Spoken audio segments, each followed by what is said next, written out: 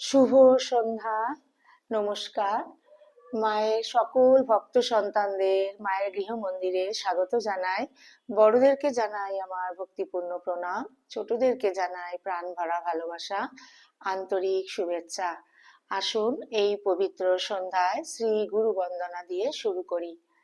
গুরুর ব্রহ্মা গুরুর বিষ্ণু গুরুর্দেব মহেশ্বর গুরুরেব পরম ব্রহ্ম তস্मै শ্রী গুরবে নমঃ। অখণ্ডমণ্ডলাকারं ব্যক্तं येन চরাচরं তৎপদং দর্শিतं येन তস্मै শ্রী গুরবে নমঃ। অজ্ঞানতিমিরান্ধস্য জ্ঞানাঞ্জনশলাকয়া চক্ষুরুন্মিলিतं येन তস্मै শ্রী গুরবে নমঃ। ব্রহ্মানন্দং পরমসুখদং কেবলং জ্ঞানমূর্তিং দ্বন্দ্বাতীतं গগনসদৃশং তত্ত্বমস্যাদিলক্ষ্যम् একং নিত্যং বিমলমচলং সর্বাদিসাক্ষিভূतं ভাবাতীतं ত্রিগুণরহিतं সদ্গুরুং ত্বং নমামি, সদ্গুরুং ত্বং নমামি, সদ্গুরুং ত্বং নমামি। জয় গুরুদেব। গুরু পরম্পরায় সকল পূজ্যপদ সদ্গুরুর শ্রীপাদ পদ্মে পবিত্র সন্ধ্যায় আমার অনন্ত অবমিলুণ্ঠিত প্রণাম, অন্তরের অন্তঃস্থলের ভালোবাসা, শ্রদ্ধাঞ্জলি, ভক্তি পুষ্পাঞ্জলি নিবেদন করিয়া আজকে পবিত্র সন্ধ্যায় শ্রী কথামৃত পাঠে প্রবেশ করছি। পবিত্র সন্ধ্যায় শ্রীমকথিত শ্রী শ্রী রামকৃষ্ণ কথামৃত দ্বিতীয় খণ্ড পবিত্র গ্রন্থখানি থেকে 1883 খ্রিস্টাব্দের নভেম্বর মাসে পঞ্চম পরিচ্ছেদ এই অংশ থেকে পাঠ শুরু করব। আরেকটি কথা বলছি, পঞ্চম পরিচ্ছেদ, ষষ্ঠ পরিচ্ছেদ এই দুটি চ্যাপ্টারই ভক্তবৃন্দরা খুব ছোট্ট ছোট্ট, তো সেই জন্য ঠিক করেছি পঞ্চম পরিচ্ছেদ পড়ব, ষষ্ঠ পরিচ্ছেদটাও পাঠ করব, আর তার সাথে সপ্তম পরিচ্ছেদটা পাঠ করে দেব। এই দুটো পরিচ্ছেদ খুব ছোট্ট ছোট্ট, পঞ্চম পরিচ্ছেদ এবং ষষ্ঠ পরিচ্ছেদ, আর সপ্তম পরিচ্ছেদটা নর্মাল। তো পঞ্চম পরিচ্ছেদ ষষ্ঠ পরিচ্ছেদ পড়ে আমি সপ্তম পরিচ্ছেদটাও আজকে পাঠ করব। আপনাদের সকল ভক্তবৃন্দের কাছে আমার করজোড়ে অনুরোধ, আপনারা প্লিজ প্লিজ শেষ পর্যন্ত মায়ের গৃহ মন্দিরের সঙ্গে থাকবেন। আরেকবার বলছি, 1883 খ্রিস্টাব্দের নভেম্বর মাস পঞ্চম পরিচ্ছেদ এই অংশ থেকে পাঠ শুরু করছি। কেশবের বাটির সম্মুখে পশ্যতি তব পন্থানাম, কেশব প্রসন্ন অমৃত উমানাথ, কেশবের মা রাখাল মাস্টার। তব কথামৃতং তপ্ত জীবনম কবিবিরীরিতম কলমশাপহম শ্রবণমঙ্গলম শ্রীমদাততম ভুবি গৃণন্তি যে ভূরিদা জনাঃ। কার্তিক কৃষ্ণা চতুর্দশী 28শে নভেম্বর 1883 খ্রিস্টাব্দ বুধবার। আজ একটি ভক্ত কমল কুটিরে ফটকের পূর্ব ধারের ফুটপাতে পায়চারি করিতেছেন। কাহার জন্য ব্যাকুল হইয়া যেন অপেক্ষা করিতেছেন। কমল কুটিরের উত্তরে মঙ্গলবাড়ি। ব্রাহ্মভক্তেরা অনেকে বাস করেন। কমল কুটিরে কেশব থাকেন, তাহার পীড়া বাড়ি আছে। অনেকে বলিতেছেন এবার বোধহয় বাঁচিবার সম্ভাবনা নাই। শ্রীরামকৃষ্ণ কেশবকে বড় ভালোবাসেন, আজ তাহাকে দেখিতে আসিবেন।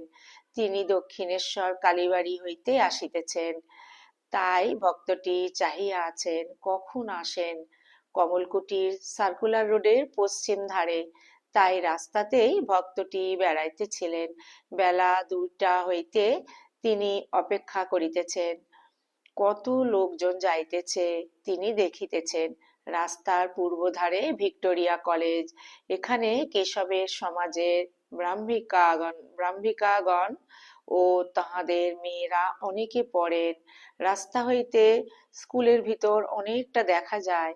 উহার উত্তরে একটা বড় বাগান বাড়িতে কোনো ইংরেজ ভদ্রলোক থাকেন। ভক্তটি অনেকক্ষণ ধরিয়া দেখিতেছেন যে তাহাদের বাড়িতে কোনো বিপদ হইয়াছে।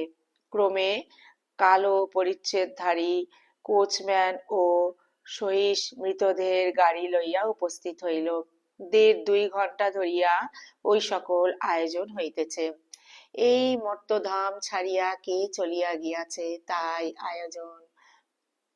ভক্তটি ভাবিতেছে, কোথায় দেহত্যাগ করিয়া কোথায় যায়? উত্তর হইতে দক্ষিণ দিকে কত গাড়ি আসিতেছে। ভক্তটি এক একবার লক্ষ্য করিয়া দেখিতেছেন তিনি আসিতেছেন কিনা। বেলা প্রায় ৫টা বাজিল।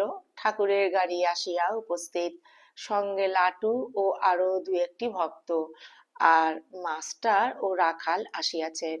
কেশবের বাড়ির লোকেরা আসিয়া ঠাকুরকে সঙ্গে করিয়া উপরে লইয়া গেলেন। বৈঠকখানার দক্ষিণ দিকে বারান্দায় একখানি তক্তপোষ পাতা ছিল, তাহার উপর ঠাকুরকে বসানো হইল। ষষ্ঠ পরিচ্ছেদ। শ্রীরামকৃষ্ণ সমাধিস্থ, ঈশ্বরাবেশে মার সঙ্গে কথা। ঠাকুর অনেকক্ষণ বসিয়া আছেন, কেশবকে দেখিবার জন্য অধৈর্য হইয়াছেন। কেশবের শিষ্যেরা বিনীতভাবে বলিতেছেন তিনি একটু এই বিশ্রাম করছেন, এইবার একটু পরে আসছেন। কেশবের সংকটাপন্ন পীড়া, তাই শিষ্যেরা ও বাড়ির লোকেরা এত সাবধান। ঠাকুর কিন্তু কেশবকে দেখিতে উত্তরোত্তর ব্যস্ত হইতেছেন। শ্রীরামকৃষ্ণ কেশবের শিষ্যদের প্রতি, হ্যাগা, তার আসবার কি দরকার? আমি ভেতরে যাই না কেন? প্রসন্ন বিনীতভাবে, আজ্ঞে, আর একটু পরে তিনি আসছেন। ঠাকুর, যাও, তোমরাই অমন করছো, আমি ভেতরে যাই।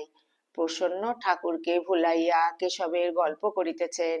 প্রসন্ন, তার অবস্থা আর আরেক একরকম হয়ে গেছে। আপনারই মতো মার সঙ্গে কথা কন, মা কি বলেন শুনে হাসেন কাঁদেন। কেশবের জগতের মার সঙ্গে কথা কন, হাসেন কাঁদেন, এই কথা শুনিবা মাত্র ঠাকুর ভাবাবিষ্ট হইতেছেন। দেখিতে দেখিতে সমাধিস্থ। ঠাকুর সমাধিস্থ। শীতকাল, গায়ে সবুজ রঙের বনাতের গরম জামা, জামার উপর একখানি বনাত, উন্নত উন্নত দেহ, দৃষ্টি স্থির, একেবারে মগ্ন। অনেকক্ষণ এই অবস্থায় সমাধিভঙ্গ আর হইতেছে না। সন্ধ্যা হইয়াছে। ঠাকুর একটু প্রকৃতিস্থ। পার্শ্বের বৈঠকখানায় আলো জ্বালা হইয়াছে। ঠাকুরকে সেই ঘরে বসাইবার চেষ্টা হইতেছে। অনেক কষ্টে তাহাকে বৈঠকখানার ঘরে লইয়া যাওয়া হইল। ঘরে অনেকগুলি আসবাব, কৌচ, কেদারা, আলনা, গ্যাসের আলো। ঠাকুরকে একখানা কৌচের উপর বসানো হইল। কৌচের উপর বসিয়াই আবার বাহ্যশূন্য, ভাবাবিষ্ট। কৌচের উপর দৃষ্টিপাত করিয়া যেন নেশার ঘোরে কি বলিতেছেন, আগে এসব দরকার ছিল, এখন আর কি দরকার? রাখাল দৃষ্টে, রাখাল, তুই এসেছিস? জগন্মাতা দর্শন ও তাহার সহিত কথা। বলিতে বলিতে ঠাকুর আবার কি দেখিতেছেন, বলছেন, এই যে মা এসেছ, আবার বারাণসী কাপড় পরে কি দেখাও? মা, হ্যাংদাম করো না, বসো গো বসো। ঠাকুরের মহাভাবের নেশা চলিতেছে। ঘর আলোকময়, ব্রাহ্মভক্তেরা চতুর্দিকে আছেন, লাটু, রাখাল, মাস্টার প্রভৃতি কাছে বসিয়া আছেন। ঠাকুর ভাবাবস্থায় আপনা আপনি বলিতেছেন, দেহ আর আত্মা, দেহ হয়েছে আবার যাবে, আত্মার মৃত্যু নাই। যেমন সুপারি, পাকা সুপারি ছাল থেকে আলাদা হয়ে থাকে। কাঁচা বেলায় ফল আলাদা আর ছাল আলাদা করা বড় শক্ত। তাকে দর্শন করলে, তাকে লাভ করলে দেহ বুদ্ধি যায়, তখন দেহ আলাদা আত্মা আলাদা বোধ হয়। কেশবের প্রবেশ। কেশব ঘরে প্রবেশ করিতেছেন, পূর্ব দিকে দ্বার দিয়া আসিতেছেন। যাহারা তাহাকে ব্রাহ্ম সমাজ মন্দিরে বা টাউন হলে দেখিয়াছিলেন, তাহারা তাহার অস্থি চর্মসার মূর্তি দেখিয়া অবাক হইয়া রহিলেন। কেশব দাঁড়াইতে পারিতেছেন না, দেয়াল ধরিয়া ধরিয়া অগ্রসর হইতেছেন। অনেক কষ্টের পর কৌচের সম্মুখে আসিয়া বসিলেন। ঠাকুর ইতিমধ্যে কৌচ হইতে নামিয়া নিচে বসিয়াছেন। কেশব ঠাকুরের দর্শন লাভ করিয়া ভূমিষ্ঠ হইয়া অনেকক্ষণ ধরিয়া প্রণাম করিতেছেন। প্রণামান্তর উঠিয়া বসিলেন। ঠাকুর এখনো ভাবাবস্থায়। আপনা আপনি কি বলিতেছেন? ঠাকুর মার সঙ্গে কথা কহিতেছেন। সপ্তম পরিচ্ছেদ। এইবার কেশব উচ্চস্বরে বলছেন, আমি এসেছি, আমি এসেছি।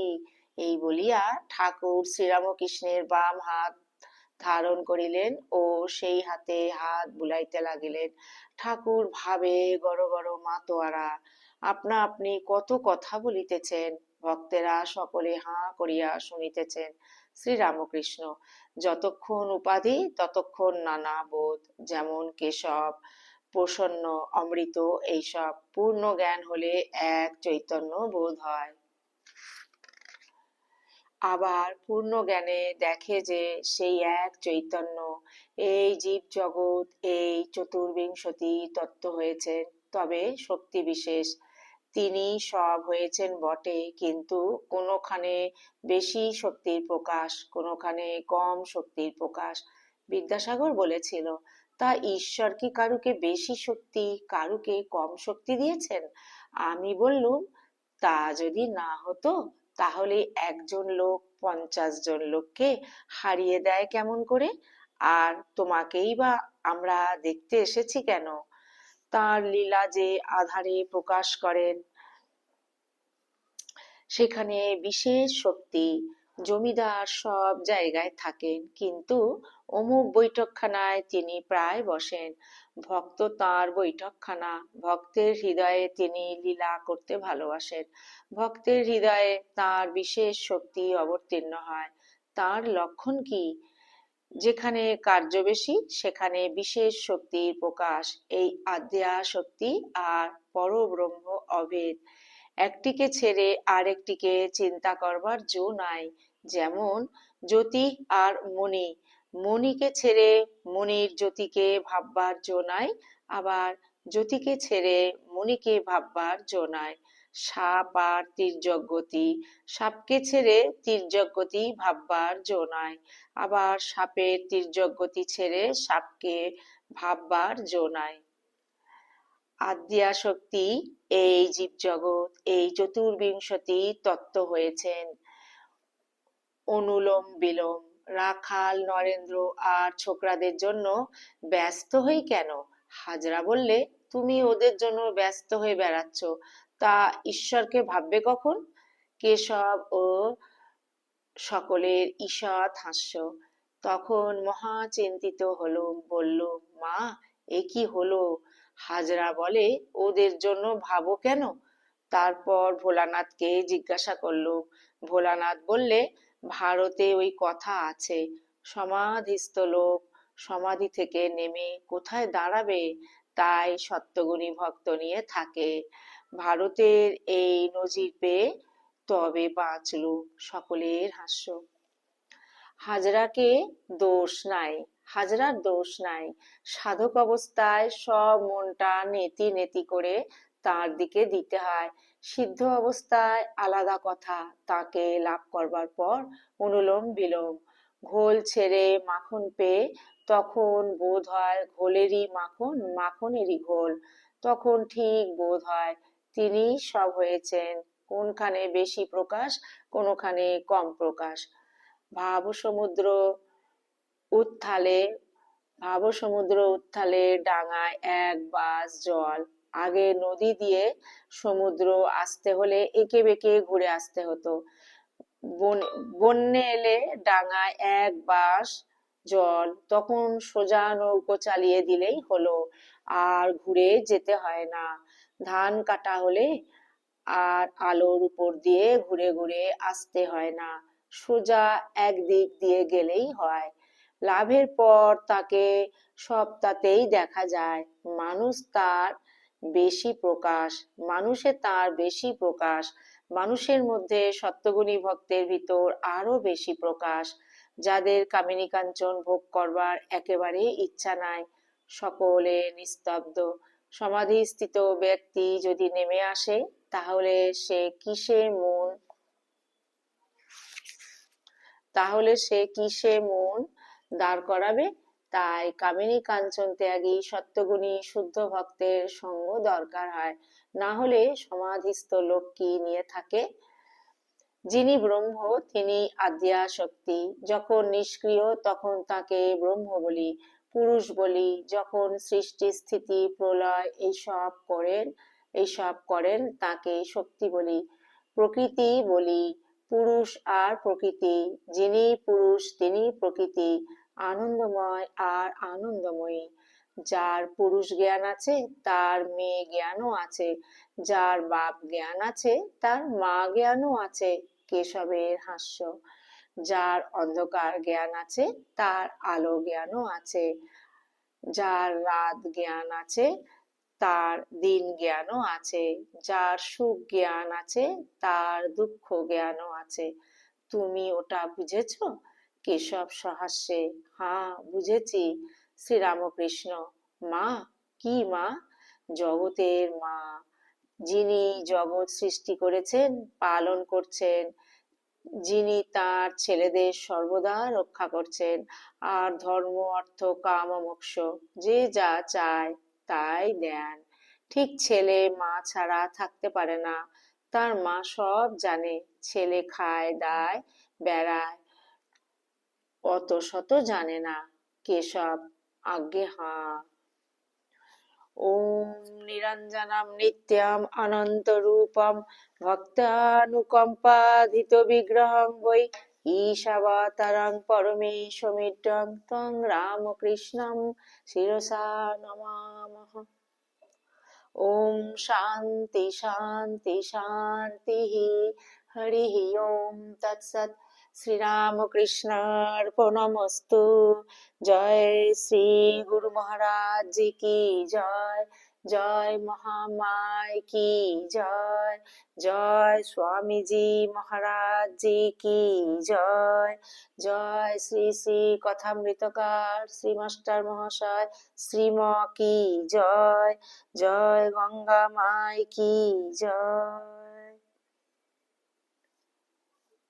পবিত্র সন্ধ্যায় শ্রীমকথিত শ্রী শ্রী রামকৃষ্ণ কথামৃত আজ এই পর্যন্ত।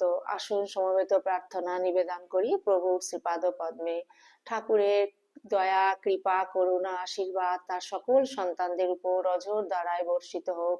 ঠাকুরকে যেন আমরা সবাই অন্তর থেকে অন্তরের অন্তঃস্থল থেকে যেন আমরা ভালোবাসতে পারি। ঠাকুরের কৃপা করুণা আশীর্বাদ আমরা যেন অন্তরের অন্তঃস্থল থেকে গভীরতম ভাবে যেন আমরা উপলব্ধি করতে পারি। ঠাকুরের শ্রীপাদ পদ্মে প্রার্থনা জানাই তার সকল সন্তানদের নিজ নিজ সাধন জীবন ঠাকুর যেন সদা সর্বদা সর্বত্র রক্ষা করেন। আপনারা ঠাকুরের অসীম কৃপায় খুব ভালো থাকবেন, সুস্থ থাকবেন, আনন্দে থাকবেন। সদা হাস্যময়ী হয়ে আমরা যেন স্মরণে মননে ঠাকুরের শ্রীপাদ পদ্মে মনটিকে ফেলে রাখতে পারি। এই ব্যাকুল এবং আকুতি প্রার্থনা পবিত্র সন্ধ্যায় তার সকল ভক্ত সন্তান আমরা সমবেত ভাবে প্রার্থনাটিও ঠাকুরের শ্রীপাদ পদ্মে আমরা নিবেদন করলাম। আপনাদের যদি যদি এই কথামৃত অনুধ্যান ভক্তবৃন্দরা যদি আপনাদের সকলের ভালো লেগে থাকে, প্লিজ তাহলে চ্যানেলটিকে আপনারা সাবস্ক্রাইব করবেন এবং সদা সর্বদা মায়ের গৃহ মন্দিরের পাশে থাকবেন। আজকে এই ভিডিওটি আমি এখানেই পরিসমাপ্তি করছি। অন্য আরেকটি নতুন পর্বে নতুন কোনো একটি ভিডিও নিয়ে আপনাদের সামনে হাজির হব। ততক্ষণ পর্যন্ত আমরা যেন ঠাকুরের শ্রীপাদ পদ্মে মনটিকে ফেলে রাখতে পারি। গুরুদেব ঠাকুর মা স্বামীজি এবং মাস্টার মশাইকে শুভরাত্রি জানিয়ে মায়ের সকল ভক্তবৃন্দদের জানাই শুভরাত্রি। সবাই খুব ভালো থাকবেন, সুস্থ থাকবেন, আনন্দে থাকবেন এবং সদা সর্বদা ঠাকুর মা স্বামীজিকে নিয়ে যেন আমরা থাকতে পারি। জয়তু জয়তু জয়তু শ্রী শ্রী রামকৃষ্ণ শরণম শরণ্যে। শরণাগত শরণাগত শরণাগত। ঠাকুর তোমার সকল ভক্ত সন্তানদের তুমি সদা ভালো রেখো, সদা রক্ষা করিও ঠাকুর।